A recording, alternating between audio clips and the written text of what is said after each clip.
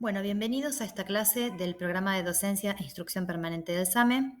En esta ocasión vamos a hablar de lesiones térmicas, un motivo de consulta muy frecuente en invierno, donde el uso de braseros en algunos tipos de viviendas puede ocasionar incendios o quemaduras de diferente tipo. Quemaduras y además lesiones también de otros mecanismos, por ejemplo, inhalación de vapores tóxicos, inhalación de humo y diferentes causas. Ahora lo vamos a ir viendo todo. Las consecuencias de las lesiones por quemaduras son un poquito diferentes a lo que son las lesiones en otro tipo de trauma, porque en otro tipo de trauma las lesiones son directas, la energía cinética se transmite y no pasa de ahí, por decir así. En el caso de las quemaduras, la diferencia es que es una lesión que se perpetúa en el tiempo porque colabora la respuesta inflamatoria que la propia víctima pueda montar sobre eso. Y relacionado directamente también con la superficie y con la profundidad de la quemadura. Obviamente, a mayor profundidad, más se inflama y más daño va a ocasionar a largo plazo. O sea, son lesiones que se van prolongando en el tiempo, no son simplemente en el momento del evento. Esto es muy importante, lo vamos a tener en cuenta después para lo que es el manejo de vía aérea y el manejo de la hidratación. Esto puede no ser evidente enseguida, esto es importante, sobre todo a la hora de hacer un traslado que puede llegar a ser prolongado, tener en cuenta de que no siempre la lesión se va a quedar en el estadio en el que nosotros la estamos encontrando cuando llegamos a la escena. Bueno, la revisión primaria y la reanimación del paciente quemado se fundamenta en algunos puntos importantes. El primero es detener el proceso de la quemadura, después asegurar una ventilación adecuada y después el manejo de la circulación con reanimación del shock. Esto se parece bastante a lo que es el ABCD de trauma, con algunas diferencias puntuales por el tipo de lesión que es muy específico, la lesión térmica, la lesión química, que es diferente a lo que es la transmisión de energía cinética de un trauma contuso, por ejemplo. Dijimos que lo primero era detener el proceso de quemadura. Esto no es solamente retirar al paciente de la fuente de fuego. Es muy importante también sacar por completo la ropa del paciente porque la ropa puede tener llamas. En el caso de una quemadura por ácidos o por álcalis, la situación de tener la tela encima de la tela embebida en químico encima de la piel es una fuente de continuar quemándose, por decir así. Lo primero es remover, así como en un incidente se remueve a la víctima del lugar del incidente, en el caso de una quemadura se remueve al agente tóxico o al fuego de la piel del paciente. Esto lo dijimos, remover cualquier ropa contaminada por productos químicos, obviamente siempre teniendo en cuenta la seguridad del operador, ¿sí? Nosotros obviamente nos acercamos a este tipo de pacientes con un equipo especial de protección para no contaminar nuestra ropa también y quedar envueltos en el mismo evento. En el caso de los polvos químicos, esto es más vinculado a las actividades industriales. No es tan común que se dé en el ámbito del domicilio o de la vía pública. Pero bueno, es el mismo concepto, ¿sí? Remover todos los polvos tóxicos y químicos que pueda haber, corrosivos sobre todo, que pueda haber sobre la herida.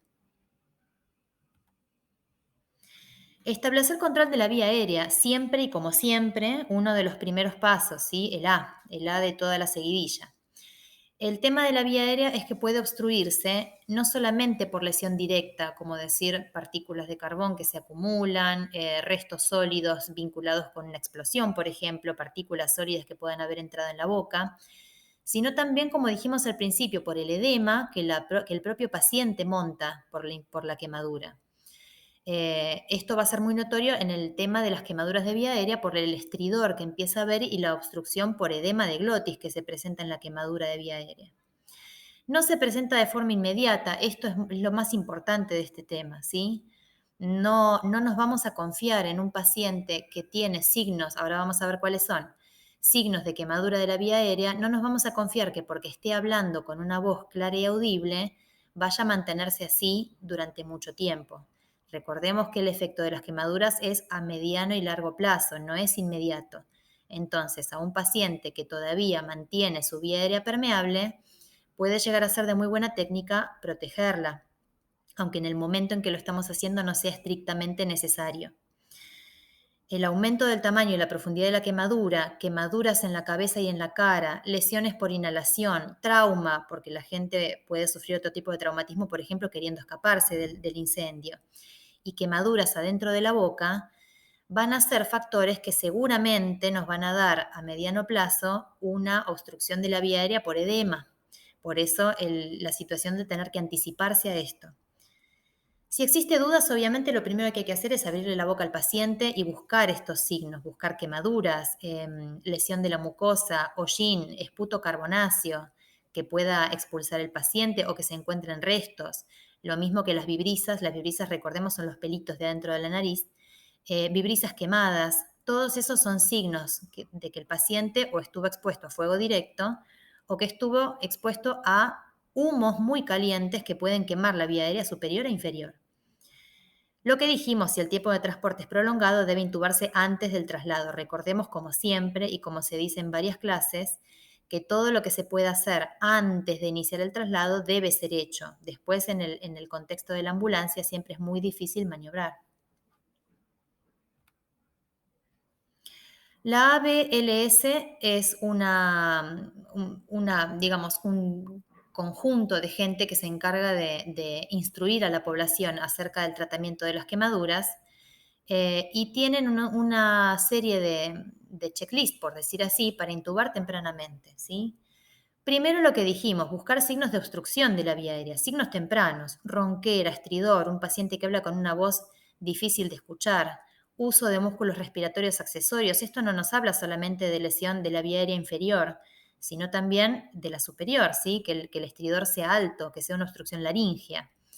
Y una retracción externa, o sea que el paciente esté haciendo un gran esfuerzo inspiratorio, que esté usando musculatura accesoria como para poder ingresar el aire. La extensión de la quemadura, o sea, una superficie corporal total quemada mayor al 40 o 50%, después vamos a ver cómo se calcula la superficie.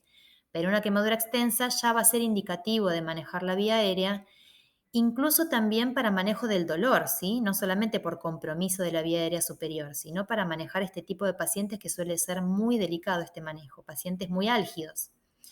Quemaduras extensas y profundas de la cara. Si el paciente se quemó mucho la cara, es muy probable que también se haya quemado la vía aérea, simplemente por inhalar ese gas tan quemante que sale de la exposición al fuego. Y quemaduras obviamente adentro de la boca. Esto es uno de los signos más claros. Edema significativo o riesgo de edema futuro. Recordemos que esto se puede dar a mediano plazo. Dificultad para deglutir, signos de compromiso respiratorio, un paciente que tiene dificultad para expulsar las secreciones, y esto no puede ser solamente por la quemadura, puede ser, por ejemplo, un paciente EPOC o un paciente cursando una neumonía, un paciente anciano que ya por su misma condición tiene dificultad para manejar sus secreciones y que además haya estado expuesto a un incendio. Bueno, esta persona tiene bastante posibilidad de requerir una intubación temprana. Oxigenación o ventilación deficientes, disminución del estado de conciencia que afecte los reflejos de protección de la vía aérea. Esto recordemos que se hace en todo contexto de trauma, ¿sí? No solamente en la quemadura. Recordemos que un Glasgow de 8 o menor a 8 es un paciente que no puede proteger su vía aérea y que va a necesitar una intubación precoz. Y anticipar el traslado de un paciente con quemaduras amplias y alteración de la vía aérea. Lo que decimos siempre, manejar antes de la ambulancia lo que se pueda manejar antes de la ambulancia. Bueno, asegurar una ventilación adecuada. Es raro que se lesione directamente la vía aérea inferior, obviamente está protegida por todo lo que es el tracto de la tráquea y de la pared torácica.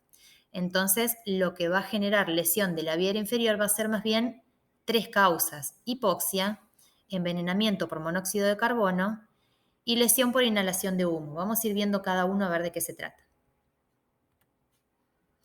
La hipoxia se asocia a una lesión por inhalación, a baja elasticidad por quemaduras circunferenciales del tórax, o sea, un paciente que se ha quemado formando todo un círculo, un corset, tanto el dorso como la parte del tórax, la parte anterior del tórax, anterior y posterior.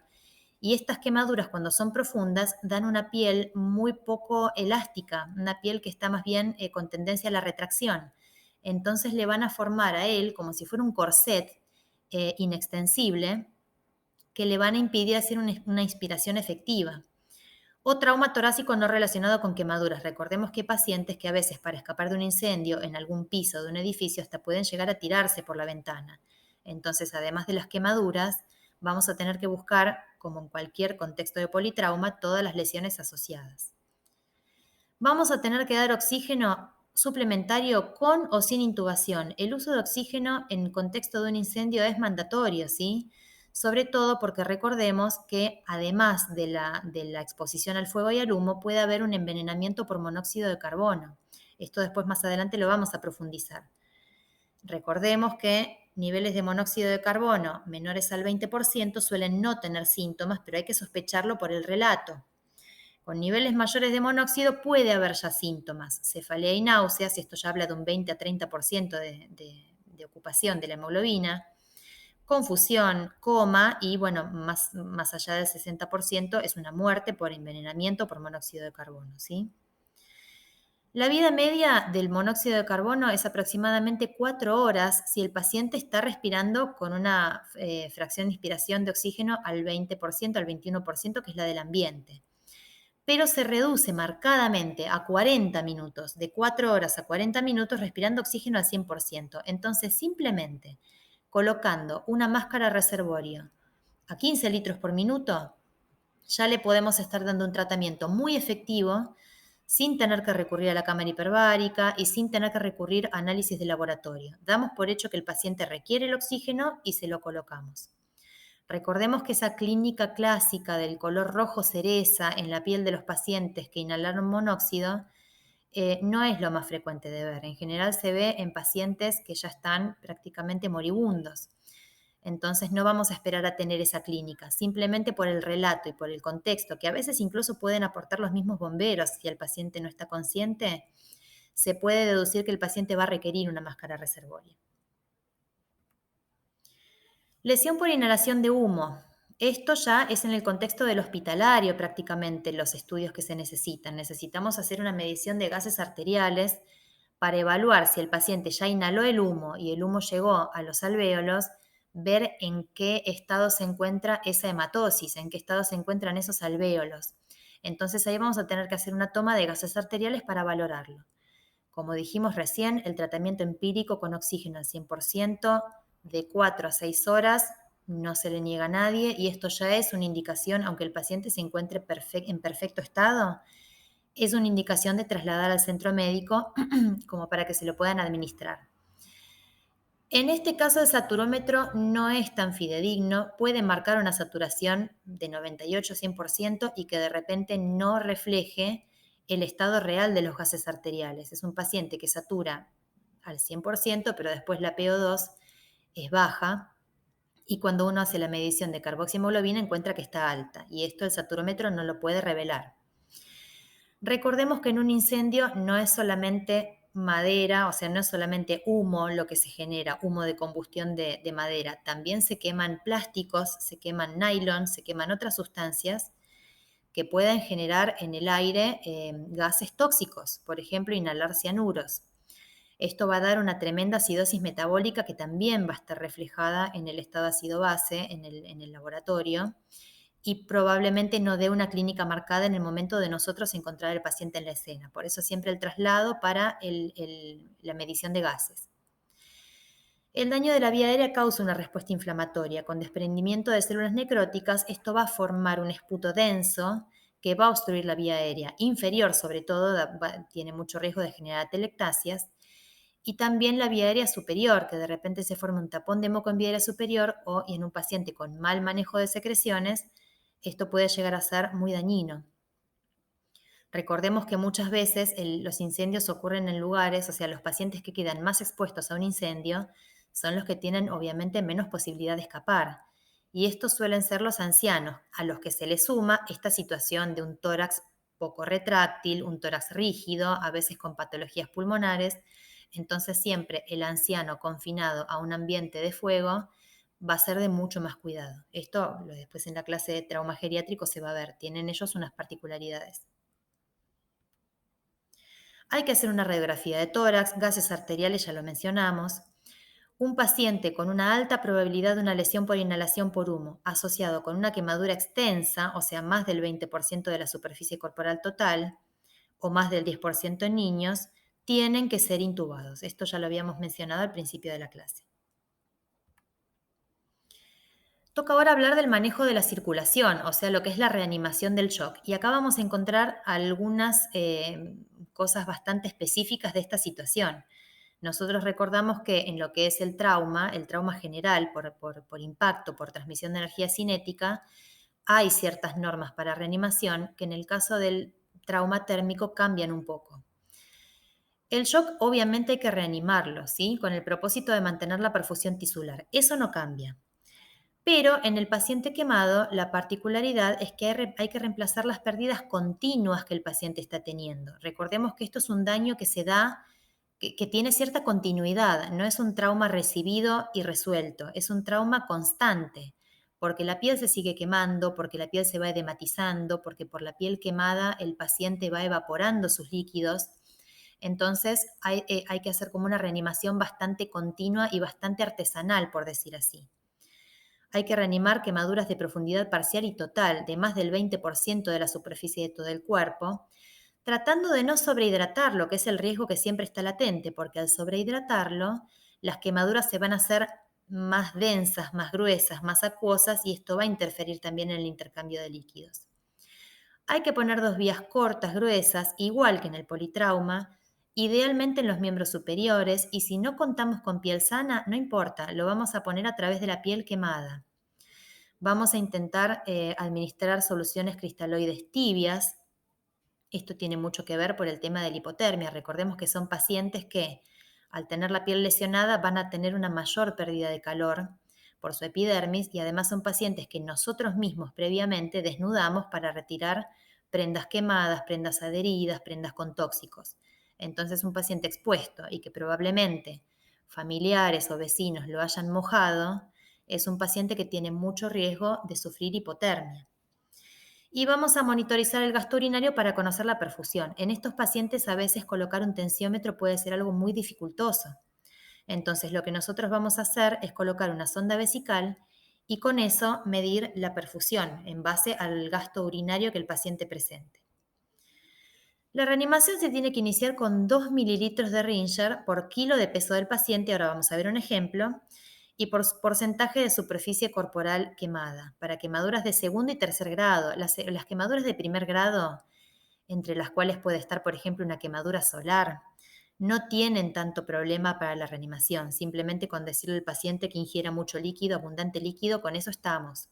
El tema son las quemaduras de segundo y tercer grado, en el que se da este fenómeno de pérdida de líquidos pasivamente a través de la piel. Una mitad del líquido que calculemos, que vamos a ver que va a ser mucho, cifras mucho mayores a las que estamos acostumbrados a manejar en otro tipo de paciente, la mitad de ese líquido se va a pasar en las primeras 8 horas. Y la segunda mitad va en las siguientes 16 horas. Ahí bajamos un poquito el ritmo de infusión.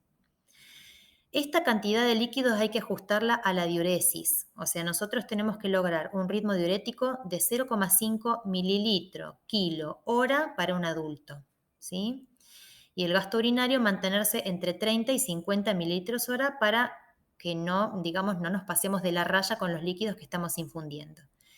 Decimos que esto es un manejo bastante artesanal, porque si bien la norma, digamos, son los 2 mililitros, vamos a tener en cuenta qué necesidades tiene el paciente. Tal vez con los 2 mililitros no alcanza ese volumen, por más exorbitante que parezca, al paciente le queda corto.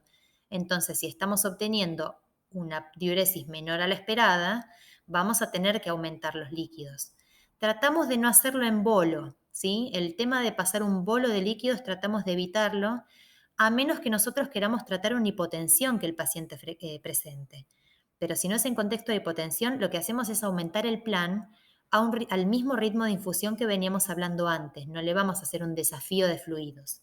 Sobre todo por esta situación de que si nos pasamos de la raya y nos vamos para el otro lado y lo sobrehidratamos, va a haber también consecuencias negativas para él. Entonces, la reanimación tiene que ser bien calculada, constante, pero muy regulada según la respuesta que vayamos obteniendo. Por ejemplo, tenemos un paciente de 100 kilos, un paciente corpulento, con 80% de la superficie corporal quemada, o sea, prácticamente todo el cuerpo, un paciente crítico. Se requieren 2 mililitros por 80% por 100 kilos de peso, eso nos va a dar 16.000 mililitros, o sea, 16 litros de líquido. Es un montón. Eso para pasarlo en 24 horas. Podemos ver que es un volumen muchísimo mayor al que usamos en cualquier otro tipo de trauma o en cualquier otro tipo de patología. La mitad de ese volumen, o sea, 8 litros, la vamos a pasar en las primeras 8 horas. O sea que le vamos a estar pasando 2 Baxters por hora, una buena hidratación. Y una vez que hagamos esta primera parte bien agresiva, la otra mitad, o sea, los restantes 8 litros, lo vamos a pasar en las siguientes 16 horas, o sea, de a un Baxter por hora. Ahí bajamos el ritmo y esto nos permite también controlar qué tipo de ritmo diurético está presentando el paciente y poder adecuarnos a eso. El tema es llegar al objetivo de perfusión, al objetivo de diuresis. Cuando tenemos el gasto urinario deseado, ahí nos podemos quedar a donde estamos. Y si no lo tenemos, podemos aumentarlo. Recordemos que una reanimación inadecuada, o sea, un volumen menor a lo que está calculado, va a llevar a la hipoperfusión. Y estos pacientes son pacientes que ya están perdiendo constantemente líquidos por sus heridas. Entonces ellos siempre van a tener una tendencia a estar hipoperfundidos. Con esto vamos a lograr que los órganos vitales no tengan el flujo necesario de sangre y con esto vamos a empezar a tener falla multiorgánica, por eso la importancia de la hidratación. Si el volumen utilizado en la reanimación es demasiado, esto va a aumentar el edema, va a edematizarse la piel, va a aumentar el espesor de la quemadura y va a haber una consecuencia importantísima que es el síndrome compartimental en el abdomen o en las extremidades. Esto lo vamos a hablar más adelante con más profundidad. Recordemos siempre que las arritmias están siempre como primer signo de hipoxia, ¿sí? Siempre el monitoreo cardíaco es mandatorio. Esto también se vincula con anormalidades de los electrolitos o del estado ácido-base. Por eso siempre tenemos que hacer un electrocardiograma. Ni hablar incluso en el caso de las quemaduras por electrocución, a donde el paso de la corriente eléctrica predispone a las arritmias, a ritmos de paro incluso. Por eso el electrocardiograma siempre tenemos o que hacerlo en la ambulancia como para tener un registro de ingreso o en el hospital como para hacer un monitoreo continuo. Historia clínica. Esto siempre, como en todo tipo de trauma, la historia clínica es importante para transmitirla al médico de la guardia, el que nos recibe el paciente, y para dejar el reseguro legal, que es importante como siempre y nunca nos cansamos de recordarlo. Puede haber lesiones que no están vinculadas a la quemadura, puede haber lesiones de otro tipo, puede haber habido una riña en el contexto de una quemadura, el incendio haber sido un tema intencional, un tema criminal. Puede haber lesiones asociadas a tratar de escapar, por ejemplo, pacientes que han sido despertados durante el sueño por un incendio en el edificio y han tenido que caminar sobre vidrios rotos, romper ventanas para poder escapar, cortes en las plantas de los pies, en las manos por pegar puñetazos a vidrios queriendo escapar, pacientes que se tiran por la ventana, por el balcón, que caen sobre otros cuerpos extraños, todo tipo de lesiones. Las explosiones incluso pueden causar lesiones internas gravísimas y fracturas por la energía cinética que transmite la onda expansiva de la explosión. Las quemaduras que suceden en espacios cerrados pueden dar lesiones por inhalación. A veces el paciente no está expuesto al fuego directo, no tiene quemaduras per se, pero puede tener lesiones por inhalación de tóxicos y de gases, y tener lesiones encefálicas por la anoxia que esto le provoca. Y por supuesto, considerar siempre la posibilidad de abuso. Más adelante vamos a ver bien algunos signos como para pensar que la quemadura pudo haber sido intencional. Acá viene la parte de calcular el área de superficie corporal y esto es uno de los datos más útiles que podemos tener porque es una manera práctica y prolija de presentar al paciente, ¿sí? Cuando nosotros hacemos la exposición del paciente, podemos darnos cuenta más o menos de cuánta superficie tiene quemada usando la regla de los 9, o sea, ciertas partes del cuerpo van a ir sumando 9, 4,5 como se ve en la foto, pero entre 4,5 y 18 hablamos de la regla de los 9, ¿sí? Lo que es la parte posterior de la cabeza y la parte anterior, que es la cara, cada una suma 4,5. Lo mismo que el dorso y la parte anterior del tórax, 18% cada una. Cada cara de los brazos, tanto anterior como posterior, suman 4,5 cada una. Y cada cara anterior y posterior de los miembros inferiores van a sumar 9% cada una. El área de la pelvis es un 1%. Son quemaduras en general que tienen algún tipo de implicancia abusiva en general. En el incendio se queman otro tipo de zonas, pero es importante tenerlo en cuenta porque además son lesiones graves, las lesiones genitales. Pueden venir con mucha incapacidad asociada y esto hay que tenerlo en cuenta también, ponerlo en la historia clínica. Así que más o menos calculando con esta regla de los 9, podemos inferir qué superficie de lesión tiene quemada el paciente y en base a esto ir programando ya la reanimación que vamos a hacer. Recordemos que esto tiene que ver con la superficie quemada. Profundidad de la quemadura. Esto también es importante para consignarlo en la historia. Quemaduras superficiales que se llaman de primer grado simplemente es un eritema y un dolor sin ampollas. Es la quemadura del sol o una quemadura muy superficial que se puede hacer con una superficie caliente, con una plancha que no está demasiado en su punto máximo. Después vienen las quemaduras de espesor parcial, que se clasifican como de espesor parcial superficial. Esas son húmedas, todavía son dolorosas e hipersensibles, aún al aire. Esto es un signo de buen pronóstico. Si la quemadura duele, quiere decir que todavía no se quemó toda la dermis en su totalidad con las terminales nerviosas incluidas. Si la quemadura duele, quiere decir que las terminales nerviosas están intactas y eso habla de que es una quemadura de espesor parcial superficial. Puede haber ampollas, las quemaduras son rosadas, homogéneas, palidecen al tocarlas. Y las quemaduras de espesor parcial profundo ya son más secas, menos dolorosas, probablemente sean como una úlcera o tengan algún tipo de sensación de estesia todavía, pero ya menos que las anteriores. Pueden parecer rojas, moteadas y son firmes, o sea, no palidecen cuando uno las toca, siempre permanecen bien oscuras, bien rojas. Y ahí ya tenemos la quemadura de espesor total, que directamente es una corificación, es un aspecto de cuero que tiene la piel. Es una piel traslúcida, blanca, parece como si fuera una cera. Es untuosa al tacto, es blandita, el paciente no siente nada, ni siquiera cuando lo pellizcan. Y puede tener un aspecto a veces muy seco y muy retráctil. Es ese tipo de quemaduras que van a dar un síndrome compartimental. Bueno, justamente vamos a hablar ahora del síndrome compartimental. Esto se puede ver también en la clase de trauma, pero en contexto de la quemadura es por el incremento de una presión en un compartimiento que interfiere con la perfusión de las estructuras situadas dentro de él. ¿Qué significa esto? Es como tener, por ejemplo, en el brazo un brazalete bien apretado, hecho de la piel quemada, por eso habla de quemaduras en general circunferenciales, que forman un círculo cerrado, que empieza a retraerse y por dentro de ese círculo cerrado, todo lo que haya dentro de ese compartimiento, sean músculos, arterias, venas, nervios, empiezan a comprimirse, dificultando la perfusión de todo lo que está distalmente a esa lesión, a ese síndrome compartimental. Como dijimos, en quemado se va a producir por la disminución de la elasticidad de la piel que se vuelve seca y retráctil, asociado al aumento del edema del tejido blando, esto perjudicado por nosotros cuando nos excedemos con la reanimación. Entonces, la combinación de una quemadura circunferencial de espesor profundo, bien profunda, corificada, poco extensible, sumado a una reanimación excesiva donde el paciente empieza a hinchar sus partes blandas por dentro, va a dar como resultado seguramente un síndrome compartimental. Una presión mayor a 30 milímetros de mercurio dentro del compartimiento ya puede provocar una necrosis muscular. Esto nos vamos a dar cuenta porque vamos a ver que distalmente a esa presión no vamos a tener pulso de la extremidad, ¿sí? Los signos del compartimental van a ser a tener en cuenta dolor mayor a lo esperado. Obviamente una quemadura, un paciente que está traumatizado va a tener dolor.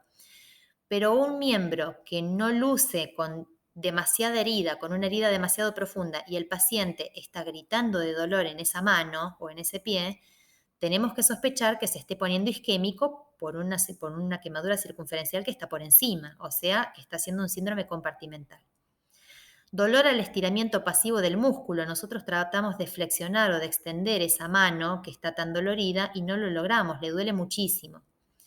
El miembro afectado, por supuesto, está tenso, se está edematizando cada vez más por la imposibilidad de poder retornar el flujo sanguíneo que no puede atravesar, que no puede vencer la presión que hay dentro del compartimiento, ¿sí? Y parestesias, obviamente, por la compresión nerviosa. Hay que tener mucho cuidado porque a veces el paciente está inconsciente por su propio estado neurológico o porque nosotros decidimos intubarlo porque así lo requería. Y el paciente inconsciente obviamente no puede relatar todo esto que le está pasando. Entonces el médico tiene que tener un altísimo índice de sospecha para poder determinar que una extremidad o que una parte del cuerpo está empezando a hacer un síndrome compartimental. Ahí no vamos a contar con este dato característico del dolor, ¿sí? En pacientes que tienen quemaduras circunferenciales de tórax y abdomen también puede haber un compartimental. Esto puede ser, por ejemplo, una quemadura que abarque todo el abdomen, toda la piel del abdomen y de la parte lumbar, formando entre todo un anillo que se empiece a hacer cada vez más estrecho, como si fuera un cinturón que se aprieta y empiece a cortar la circulación y la presión intraabdominal empieza a subir muchísimo. Esto va a empezar a dificultar la perfusión de las vísceras, o sea, vamos a tener un síndrome compartimental abdominal. Probablemente si es de la parte del tórax, cuando esté ventilado y conectado al respirador, vamos a ver que la presión pico del ventilador empieza a subir. Empieza a marcar cuando de repente no hay secreciones internas que lo justifiquen.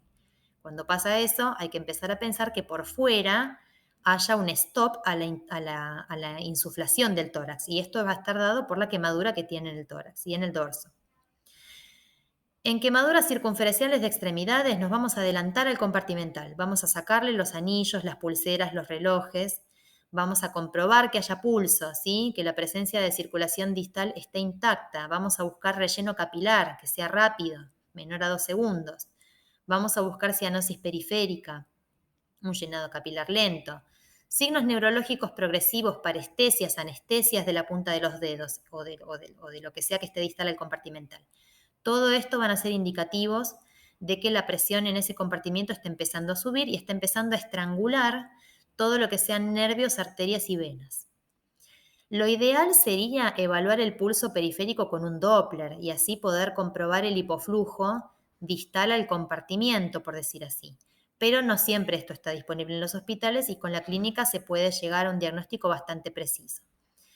En el caso de que esto esté ocurriendo y que el compartimental esté diagnosticado, vamos a hacer, o de repente el cirujano va a hacer, si disponemos, una escarotomía, o sea, hacer cortes en la piel quemada, o a veces en la piel sana también, tratando de liberar la presión adentro del compartimiento. O sea, le vamos a abrir una grieta a la piel como para que todo lo interno se pueda liberar y deje de estar isquémico por la presión que se acumula.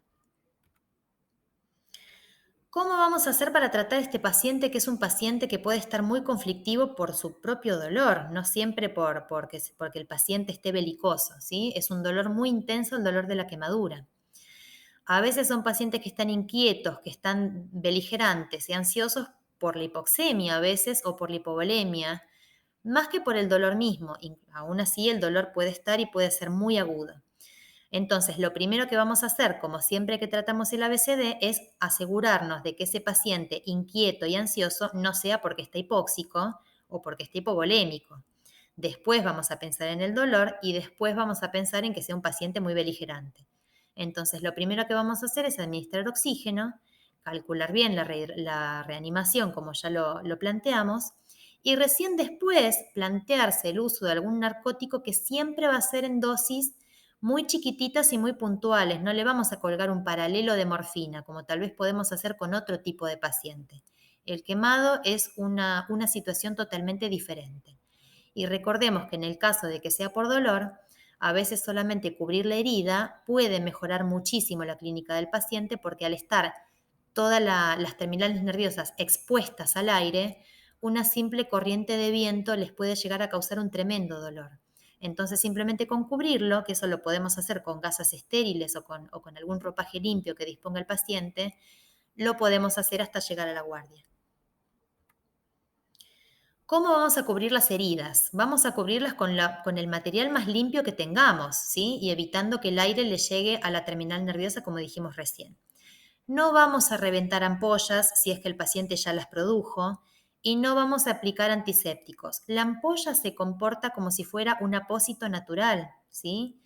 Cualquier cosa que el paciente se haya aplicado sobre la herida, sobre la ampolla, la vamos a tener que remover antes de que en la guardia sí procedan a la curación profunda de la herida. Los pacientes, por remedios caseros o por recomendaciones de familiares o de vecinos, se pueden aplicar cualquier cosa. Es muy común que se encuentren con aplicaciones de aceite o con dentífrico, pensando que la menta del dentífrico les va a dar una sensación de frío y les va a bajar la quemadura. Algunos directamente se aplican Platzul. En el contexto domiciliario se pueden encontrar cualquier tipo de situaciones. Aplicar compresas frías puede dar hipotermia. Vamos a tener mucho cuidado con esto. No le vamos a poner agua fría a un paciente con quemaduras extensas, más del 10% de la superficie corporal total. Por ejemplo, un paciente que tiene todo su tórax quemado, que es un 18% ya. No le vamos a aplicar agua fría.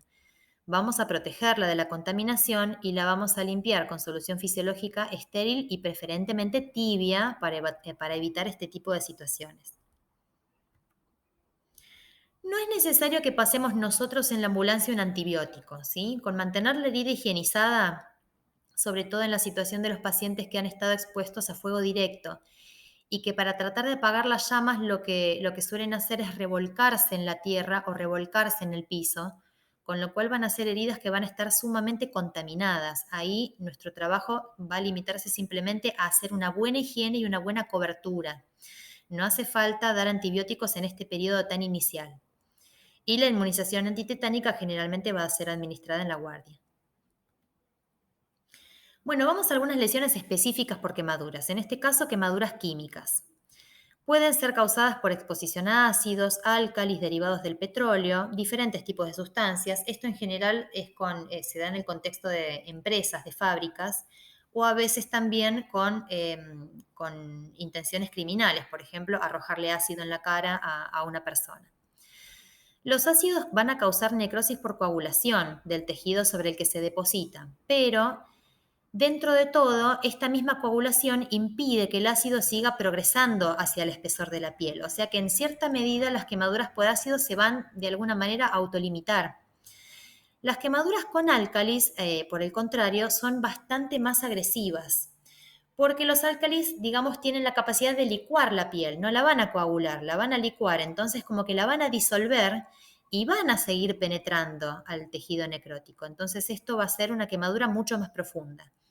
Recordemos siempre también las quemaduras pueden ser, por ejemplo, con fines autolíticos, pacientes que se inmolan o que ingieren álcalis, pacientes que ingieren soda cáustica con fines autolesivos. Esa quemadura esofágica va a ser mucho más grave que un paciente que, por ejemplo, ingiere lavandina, ¿sí? Va a ser diferente el alcance de la lesión, el espesor de la lesión.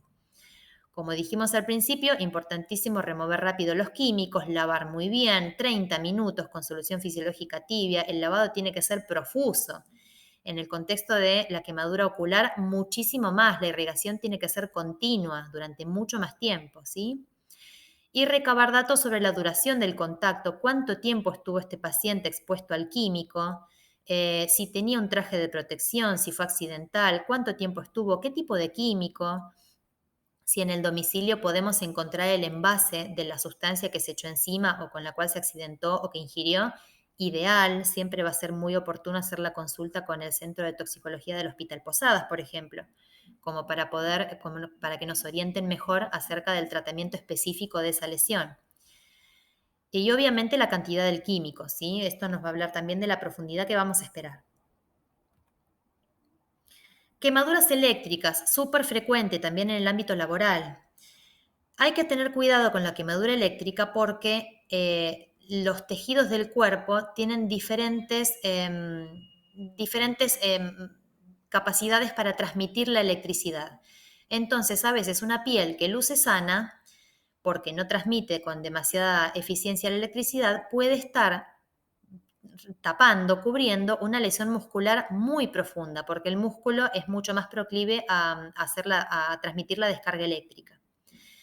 El paso de la corriente a través de venas, arterias y nervios puede dar trombosis local y lesión nerviosa, con lo cual vamos a tener una clínica muy florida en la electrocución. Pacientes que vienen con la mano totalmente contracturada por lesión muscular, pacientes que vienen con cianosis periférica por microtrombos en las arterias de los dedos, pacientes que vienen con lesiones nerviosas, con anestesia de las extremidades, ¿sí?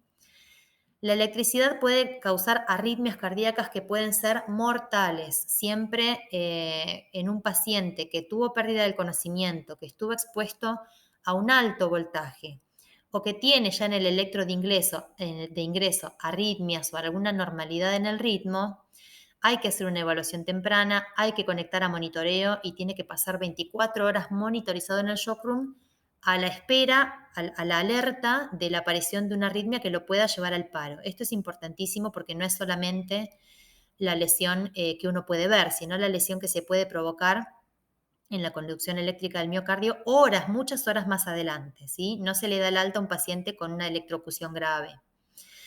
Puede haber además daño esquelético. Recordemos que la descarga eléctrica es una patada realmente muy fuerte. Hay una contracción muscular muy violenta y a veces hasta puede haber luxaciones completas de hombro por la sacudida, digamos, que da la corriente eléctrica cuando hace, digamos, puente con el paciente. Además, no nos olvidemos la rhabdomiólisis que puede ocurrir. La electricidad viaja a través de los músculos, estos se destruyen, se necrosan, liberan mioglobina y esto puede dar una falla renal aguda. No nos vamos a poner a esperar a tener la orina oscura. Aparte, recordemos que cuando nosotros colocamos la sonda vesical al paciente quemado o electrocutado, la primera orina que nos venga va a ser siempre clarita porque es la primera, digamos, la que el paciente acumuló antes de la electrocución. Esa orina no nos sirve de parámetro. Entonces vamos a vaciar la bolsa y vamos a empezar a cuantificar y a observar el color de la orina que emita a partir de allí. Entonces, si encontramos que es una orina oscura, ese color rojo, como si fuera Coca-Cola, hay que incrementar la infusión de la reanimación a 4 mililitros por kilo por porcentaje de superficie corporal quemada para asegurarnos un gasto urinario de 100 mililitros hora, o sea, muchísimo más. Y esto va a ser protectivo de la falla renal aguda. Vamos a hablar un poquito de cuando una persona sufre abuso a través de lesiones térmicas. Las quemaduras circulares con bordes claros se refiere a bordes bien netos, que no es una llamarada que el paciente recibió, sino un borde bien preciso, como si fuera un objeto candente que lo ha quemado. Con patrones únicos, por ejemplo, que se note claramente que son quemaduras de cigarrillo o que tenga la forma de una plancha o de una parrilla para cocinar. Esto va a hablar de que son quemaduras intencionales. En los chicos, las quemaduras de las plantas de los pies quiere decir que se ha tirado agua caliente en el piso, agua hirviendo en el piso y lo han obligado al chico a pararse sobre ese agua. Lo mismo cuando es en la cara posterior de las piernas o de las nalgas, quiere decir que la bañera se llenó con agua caliente y que lo pusieron al chico adentro. Cuando las plantas del pie están conservadas y el resto de la piel está con lesiones de quemadura, uno sospecha que el chico se paró primero en la bañera fría y que después le arrojaron agua encima, agua hirviendo encima. Esto puede pasar. Y lo mismo antiguas quemaduras asociadas a una nueva lesión traumática, o sea, pacientes que presentan quemaduras, pero quemaduras asociadas a fracturas viejas, quemaduras en diferentes estadios de evolución, con diferentes formas, todo eso orienta que hay una modalidad intencional. Bueno, criterios para el traslado. ¿A quiénes vamos a trasladar? Esto ya está en la lista como para tenerlo a mano. Quemaduras de espesor parcial con más del 10% de la superficie corporal quemada, o sea, espesor parcial pero bastante extensas. Quemaduras que comprometen la cara, las manos, los pies, genitales, el periné, articulaciones mayores, son todas zonas que si la quemadura no se trata adecuadamente en un centro de quemados, la misma retracción de la piel puede dar lugar a deformidades o incluso a, digamos, discapacidad mecánica, por ejemplo, en las articulaciones mayores, que el paciente no pueda volver a usar su extremidad con soltura porque la piel no se lo permite. Se van a trasladar para tratamiento. Quemaduras de tercer grado, por supuesto, espesor total en cualquier grupo etario, desde niños hasta ancianos. Quemaduras eléctricas, químicas, por inhalación, quemaduras en pacientes con enfermedad preexistentes que podrían complicarlo, por ejemplo, un diabético que se puede infectar, una falla renal al que le agregamos la mioglobinuria. Cualquier paciente con quemaduras y un trauma, por ejemplo, un fracturado, un luxado. Chicos con quemaduras en hospitales que no tienen un buen equipo de quemado o de cirugía para que lo maneje y que corren gran riesgo de infectarse. Y quemaduras en pacientes que requieren apoyo social o emocional, o sea, grandes quemados que involucran, por ejemplo, el rostro y que van a necesitar una reinserción, una rehabilitación y un apoyo psicológico.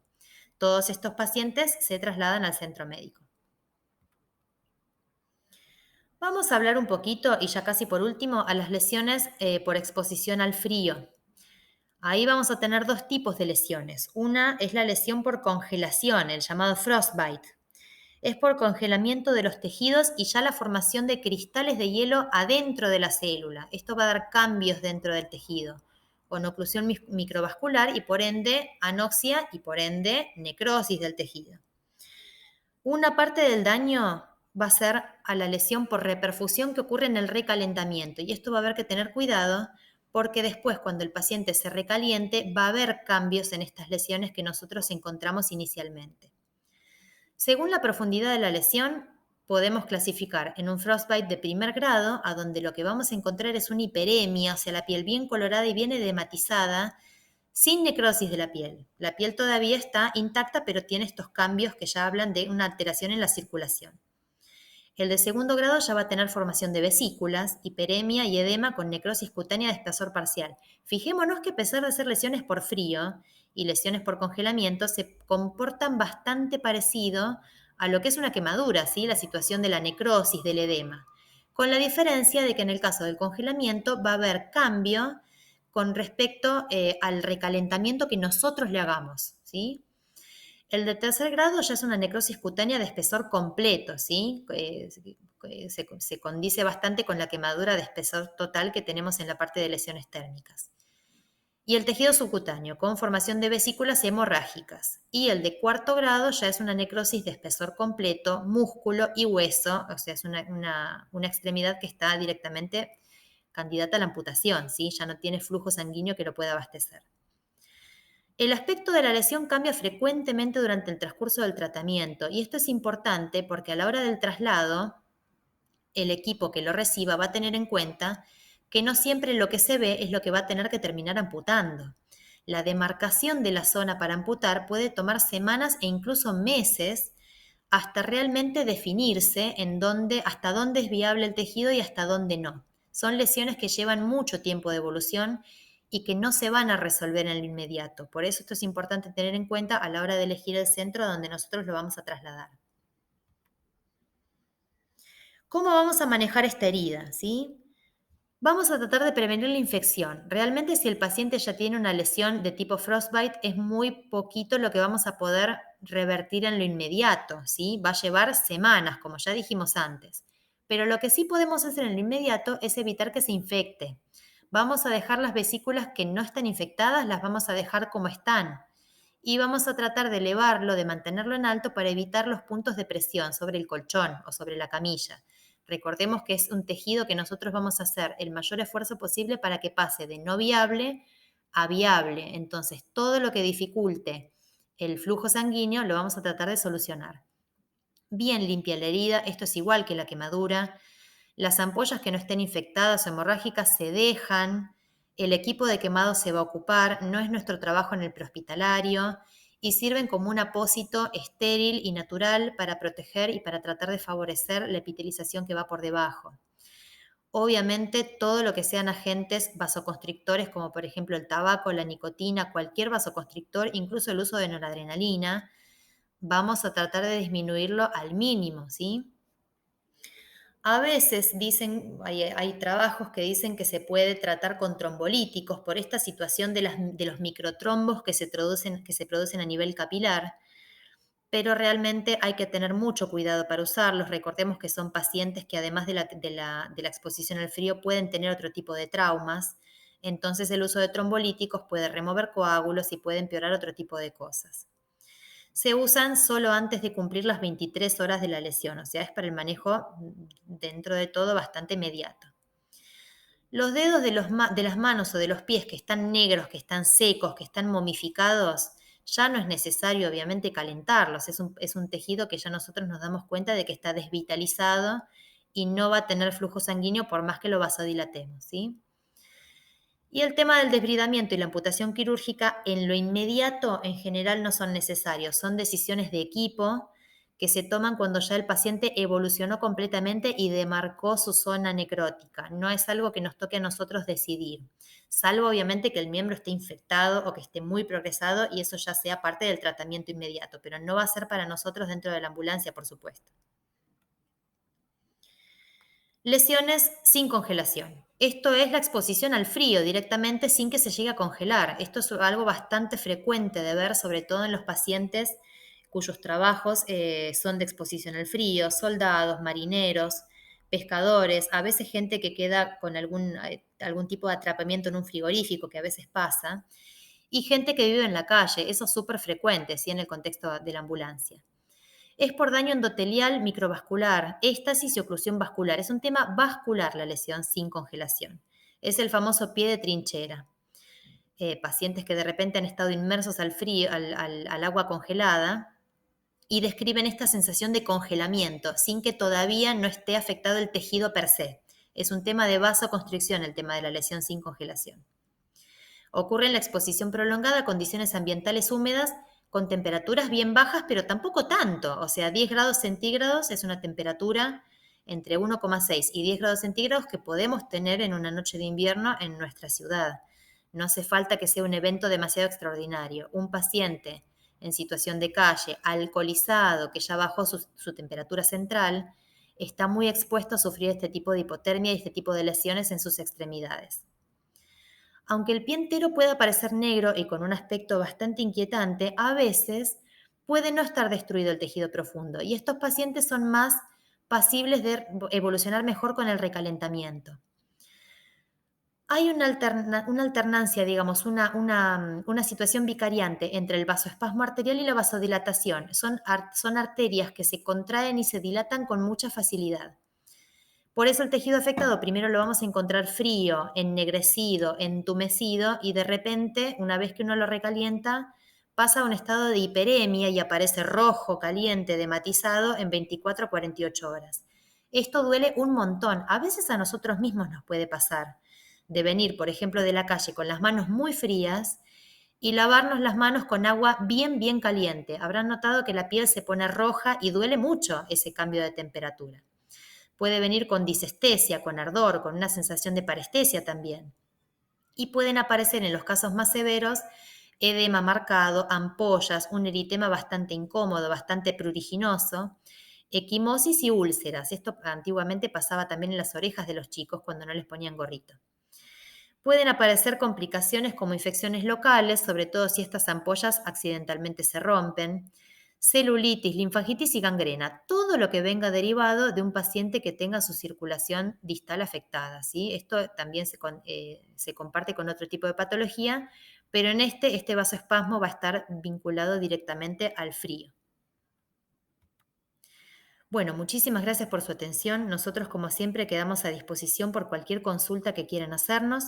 Nuestro mail es capacitación-same@buenosaires.gov.ar.